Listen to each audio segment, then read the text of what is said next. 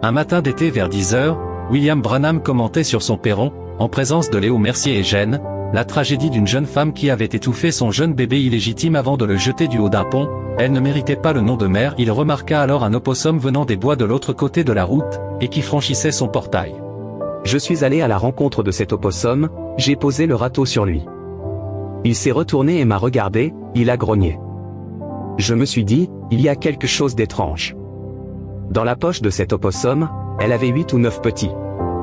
Et un chien l'a probablement attrapé, ou une voiture, et lui avait brisé la patte, l'os de l'épaule.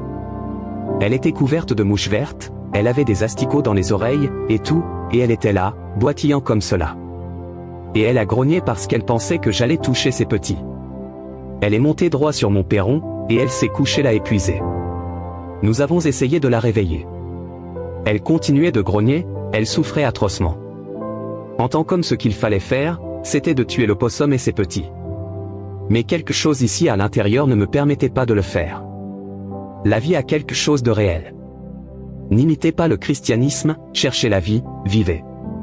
N'essayez pas de vous débattre vous-même, et de dire, eh bien, je suis un chrétien, je ne devrais pas faire ceci, je ne devrais pas faire cela. Vivez. Il y a une personne qui prend soin de vous. Jusque tard la nuit vers 23 heures, cet opossum était toujours couché là inconscient. Elle essayait de se relever, elle n'y arrivait pas. Je n'arrivais pas aussi à oublier ce pauvre vieil opossum.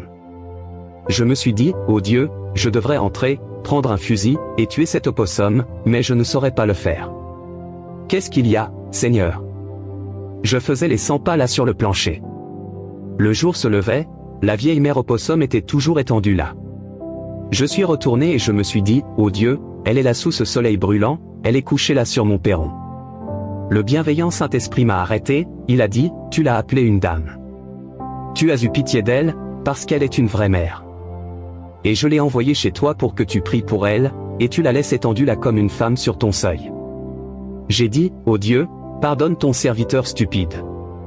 Je suis sorti là et j'ai dit, oh Dieu, si tu es assez miséricordieux pour t'occuper d'un animal muet, qui a suffisamment de qualité de dame en elle pour élever ses bébés, pour envoyer un opossum ignorant sur mon seuil afin que je prie pour lui, ô Dieu, guéris cet opossum. Au nom de Jésus, je prie. La vieille mère opossum s'est retournée et m'a regardé, elle a levé ses pattes, elle a pris ses petits et elle les a introduits dans la poche, elle a incliné la tête, comme pour dire, merci. Et elle est retournée dans les bois, en train de se réjouir.